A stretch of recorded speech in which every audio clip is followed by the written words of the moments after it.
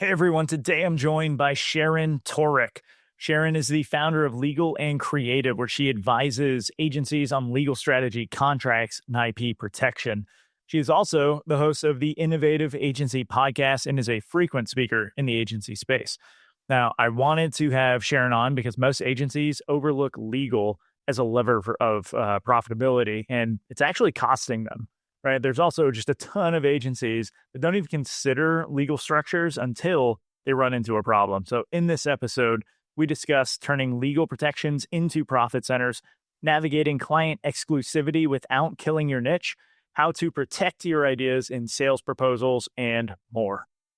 No one was asking for another community, but I've made one anyway. So what's different? The dynamic agency community is designed around access rather than content. Access to peers who've done it before, access to experts who've designed solutions, access to resources that have been battle tested. And right now, the price for founding members is only $97 a year. Join today so your agency has immediate access to everything you need to grow. You can join at dynamicagency.community. And now, Sharon Toerek. It's easier than ever to start an agency, but it's only getting harder to stand out and keep it alive. Join me as we explore the strategies agencies are using today to secure a better tomorrow. This is Agency Forward. What's the biggest legal blind spot that agencies overlook today? I think that's a great question. And I have so many answers in my brain, Chris, right now, but I think the one that comes to mind is that agencies don't realize that legal is a profit center. And because they don't realize that, they're focused on the hard cost of putting good legal foundation in place for their agencies more than they're focused on what the risk reduction will save them or earn them, or what a strong contract can do for their profit bottom line. Yeah, I'm interested in diving deeper in that. Yeah. How does it actually influence their profit? So I think that typically agencies are great about being crisp and clear on their payment terms in a contract.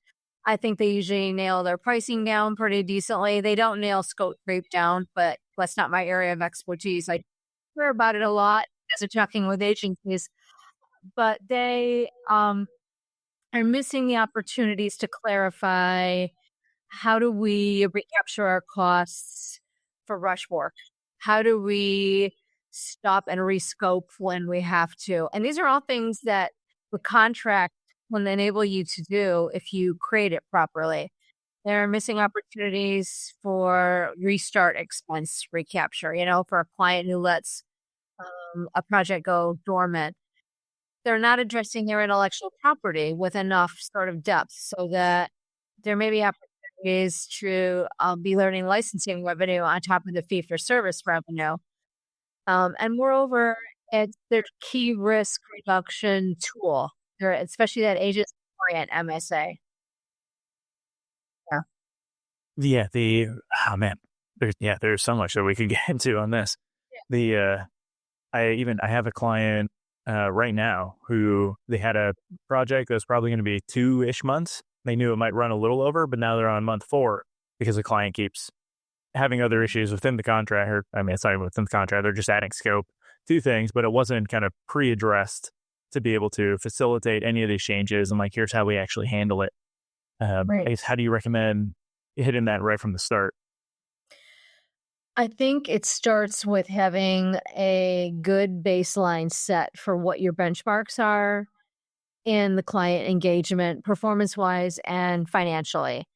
And the reason I say that is because that's what helps you anticipate what issues you might have to address in your standard agency contracts. And a lot of agencies have multiple versions of their standard agreement because they do different things, right? Or they have a regular master agreement and then different schedules or statements of work and things like that. So that if they don't have those in place and they haven't thought them through carefully, maybe they don't anticipate all these issues that might occur, like a delayed project and having team members sitting, twiddling their thumbs because they can't get anywhere because they don't have the approval they need yet or the answers they need yet.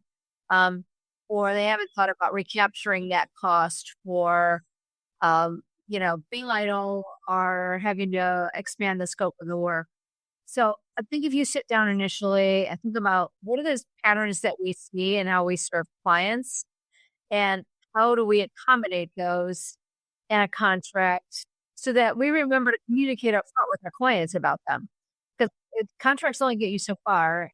And that's where sort of our jurisdiction ends for agencies. But the communications that you have during the sales process and in the account servicing process should dovetail with the terms of the agreement so that the agreement is doing its best and hardest work for you in case it goes sideways. Are there any terms that you kind of lean on, like as I guess, best practices that you would say, hey, just like if you at least do these things, it'll protect you from a lot of the issues that agencies normally run into?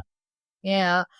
I think the key issues to hit in any master service agreement or your equivalent of that is um, the intellectual property ownership and transfer. You want to be clear about what's mine, what's yours, what's ours. And frankly, what will never be the client's because there's some IP that every agency owns and creates that they use for every single client. And that's their secret sauce, right? That is owned by the client. So the IP ownership and transfer is key. Obviously, your liability limitations are key.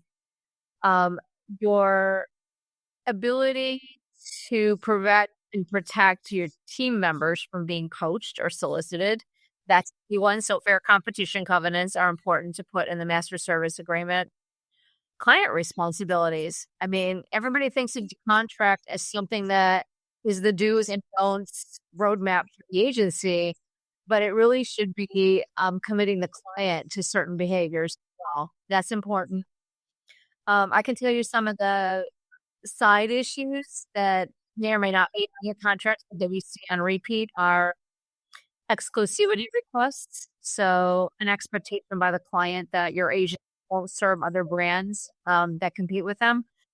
And increasingly, we're seeing the need to address AI, usage of AI, and whether your contractors or your vendors are going to use AI to create any deliverable that you're going to be turning over to the client. Also another critical area. Right. Actually, I want to dive into those two. First with the AI, is that more of a, hey, we just want to know that this is made by AI so that we have any copyright issues or things like that we're just aware of ahead of time, or are companies kind of hoping that their agencies aren't using AI? It's a little of both, and we're honestly in earlier days, and I think many of us realize because if you follow marketing press or agency press, AI is everywhere, and so it's just natural to assume that you're living in a cave if you're not, using it every single day in very, very big ways. But the truth is, these are really very early days, and if you're an agency, just because you're small doesn't mean your clients are. And so if your clients are not, or if they're very conservative, or if they're government agencies or publicly held entities, they may have a no AI usage policy corporate wide that your agency needs to know about so that it's in compliance with their policy. Beyond that, sometimes, yes, it is just simple as saying, we want you to know that we're using AI to create either concepts or inspiration or actually weaving it into the deliverables, whatever your level of use and whatever your use case might be. We want you to know it. We want you to acknowledge that. And we would like you to sign this document that says that we had a conversation. Sometimes it's that simple. Other times it's about making certain that whatever you've committed to in your client agreement around using AI is mirrored in your contracts with your contractors, with your vendors. The last thing you want is a freelancer turning over a piece of work to your agency that they use AI for without telling you that. And then you tuck it into another piece of work, hand it over to the client, and you haven't made that disclosure that you need it. So sometimes it's waterfalling between them all the contracts. So it can be any or all of those things. I think looking at it systemically in your agency from a perspective of your contract language, written policies around how you use AI in the agency, what platforms you're using, what the use cases are that you're making out of it, so that you can be fluent in that and the conversation with the client. It's a key risk reduction opportunity that not only teaches the contract we're just talking about, but it touches issues like IMP fringe, right? Data privacy compliance, all those other things. Right. Yeah, that is interesting. Where every agency right now is looking for every opportunity they can to include AI within their operation, so they can deliver better, faster, like all these things. So, like, to know that you should be protecting yourself as well, right? Is pretty important. 100%. And also, I think agencies are in a unique spot to be able to really be educators and trainers and innovators around AI.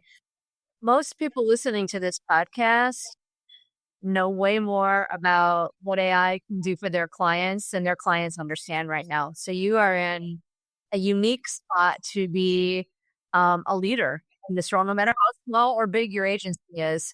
And so this is kind of a honeymoon period for agencies to take advantage of that. And what I'm here to do and my team is here to do is just to make sure we've got some legal infrastructure sort of tucked around that, make sure that the right conversations are happening. Right. So the other piece I wanted to dive into is around exclusivity, so a lot of the work I'm doing with agencies is we're trying to get them to niche down, focus on one audience with one problem and one solution. The challenge of that is if now your clients all want exclusivity, it's like you have no one else you can work with. Are there ways to give them the exclusivity that they want while still giving yourself the freedom to actually find other clients within that space? It's 100% a double-edged sword. I'm a huge fan of niching, obviously, too. I've, devoted a lot of energy to niching towards agencies in my own business. So, yes, you are potentially limiting some of your economic opportunity. And so what I would have to say about that is, first of all, if you're going to agree to exclusivity, make sure you're pricing at a premium or make sure you are requiring some sort of minimum spend. Or there's some economic incentive in there beyond just the contract itself to be able to do so. So tucking that aside, that's more of a business and a legal issue. There's some things you can actually do to limit the scope of an exclusivity demand if you've decided you can live with it or that you absolutely want to do work for this brand. First of all, you can limit it to certain companies. You can agree to a very short list of competitors that your agency will not work for while you're working for this client. Second, you can limit it to specific categories of products or services. So, CPG is a wide open world. So just because we're working on your based account doesn't mean we won't work on their, toilet paper account, whatever it is. Sometimes geography can be a limitation on exclusivity that is helpful to an agency. You can work with this kind of business in this part of the country. We don't want you to do it in this part of the country. That can work for regional businesses and agencies. And so and also limiting the amount of time during which the exclusivity is going to be effective. So only the first 6 months, only during the term of the agreement. We've seen some brands ask for exclusivity that lasts beyond the expiration of the contract, which is ridiculous. And my free advice today is never agree with that.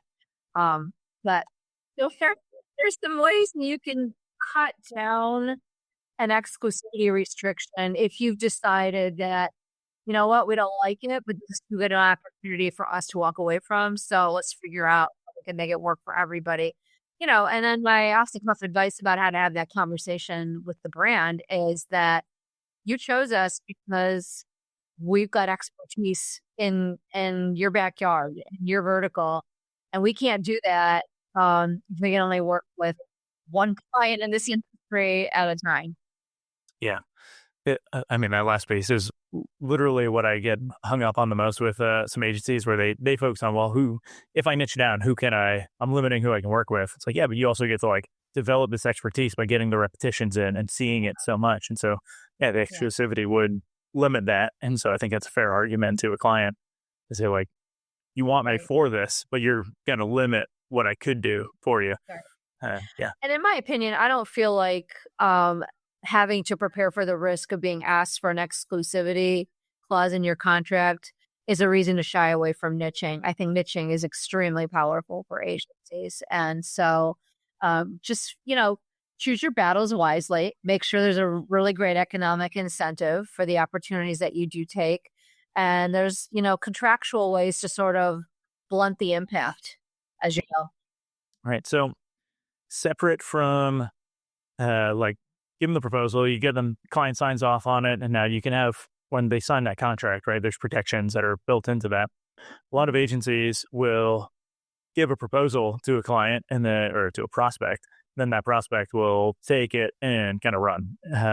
Right, they start ghosting. Future calls are usually handing that off to other agencies to say, "Well, could you do this? At what price point?" Is there a way to protect your agency from that before there's actually any like agreement done for a potential deal? Yeah, I hate seeing this happen to agencies. This really disturbs me. I'm an IP nerd actually by training. It's how I sort of fell into working with marketers generally and then agencies more specifically. So I have a really strong point of view about this. The gold standard for protecting yourself in a new business situation with a prospect is to have a mutual non-disclosure agreement. And your agency should have one in its toolkit. And as part of its process to be to force that across the table as part of this conversation. And I'm not going to say we don't get pushback from agencies about doing this because they don't want to appear difficult to do business with, or they don't want to create any additional friction in the process or any time in the process. So for all of you, in a second, I'll give you some ideas about how to hedge against this if you're not going to go the NDA route. And I'm strongly encouraging you to get the NDA. And I'm going to remind you all that clients are not as reluctant to sign this as you think they are.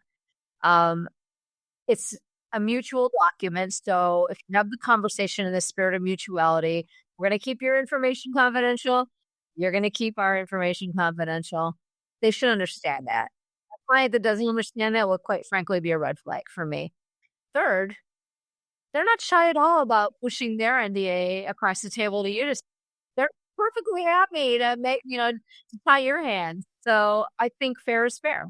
And you should own their power in this situation. So that's the gold standard of protecting your ideation, your concepts, and new business conversations. If you, despite everything I just said, if you don't want to do that, then my suggestion is use IP ownership language and copyright statements liberally in your written proposals, your estimates, your responses to RFPs and RFIs. So that's very clear that every, piece of ideation, suggestion, strategy, or idea that's reflected in the writing is protected. That's hard to do with verbal conversations and the face meetings. So those ideas are actually, they're free to take. If you don't have an NDA in place, then those are your table stakes for having the conversation with them. And you just have to be comfortable with that as an agency. Right. When it comes to like enforcing an NDA, like I know I would say a lot of companies have more uh, financial power to throw behind like any legal defense that they might have. Most Yeah. agencies probably also don't want the reputation of going after prospects or something for enforcing that. Like, is it really just, hey, we're doing this in hopes of good faith? Or are there things you can do to actually protect yourself? You can certainly go after a prospect for breaching the NDA and using your work or enabling another party to use work.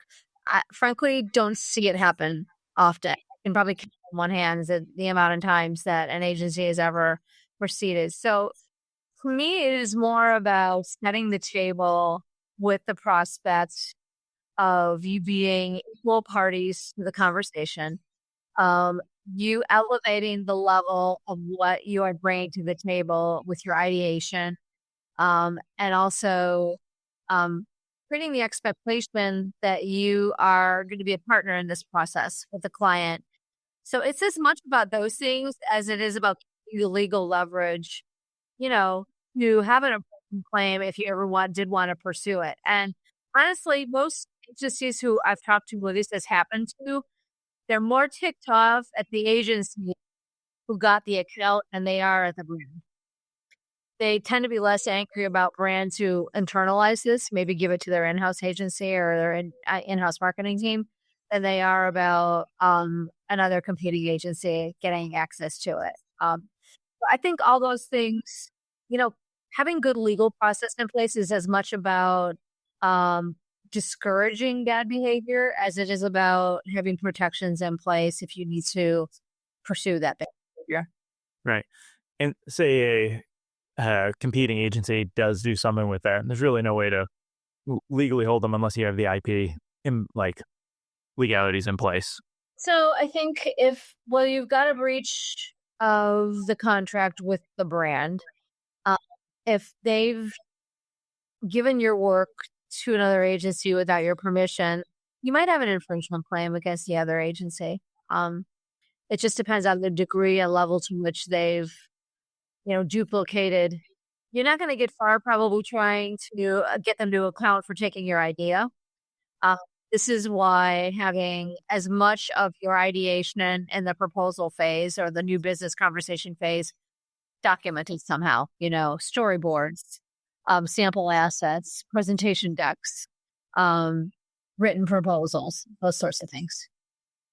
Yeah, it makes sense. Yeah, I guess like a cease and desist might help, but it does. That usually gets their attention, and may or may not, depending upon their level of knowledge. I mean, most of them don't really know these came through another agency, honestly, and so it's more about sitting at the table with the brand.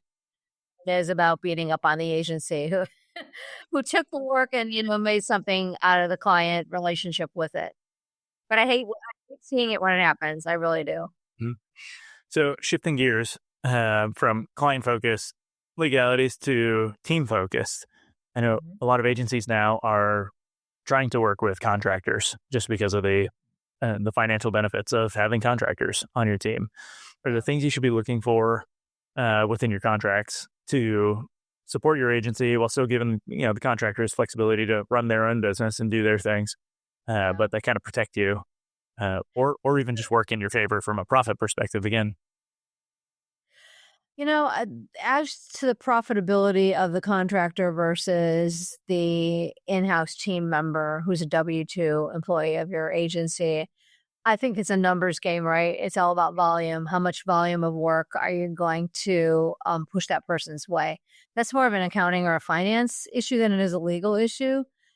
But what I can say is that the landscape out there legislatively and tax-wise for the 1099 relationship is not getting any easier in many states for agencies. And so that said, agencies still need the flexibility of being able to staff up, staff down with, contract help to augment their teams. So the keys here that I see agencies missing or blowing past in this, in the heat of getting business done is they're not documenting these relationships with the contractors at all. It's an email back and forth, or it's a call to say, can you help us out with this project? So the biggest missed opportunity for most small agencies here is they don't have a decent written independent contract agreement. So that's the first place to start. The second is with the terminology. The term contract employee is not a thing. You're not a bit more plain about it than that. You are one or you are the other. You could be contract talent. You might be a contract worker, but you're not a contract employee. The reason I'm pointing this out is because I see too many agencies treating the agency the same way they would treat an employee in terms of things like access to their management systems, their timekeeping systems, their project management, workflow systems. They'll give them email addresses at the domain of the agency, et cetera, et cetera. Every additional thing you do to position your contractor to the world as if they are an employee of you ratchets your risk up of that person being misclassified as an employee versus contractor. And the risk is all on you. As the truth is that nothing's going to happen to the contractor if you end up getting a letter saying you've misclassified this person. And nothing's going to help you if you get a workers' comp claim for them or an unemployment claim for them if they decide to file those documents because they've been working for you 30 hours a week as a contractor and you don't need them anymore. So this is where having the contract in place is really, really critical and needs to address all the regular things the IRS is looking for, like you make your own schedule, you decide when and how you perform your work, all the other things. What's also helpful is if your contractors have their own entities, like their own LLCs or corporations set up, and you put the agreement together brand to brand, right? Company to company. But the things the agencies tend to miss the most is they're treating these people like they're treating for employees because it's easier to do.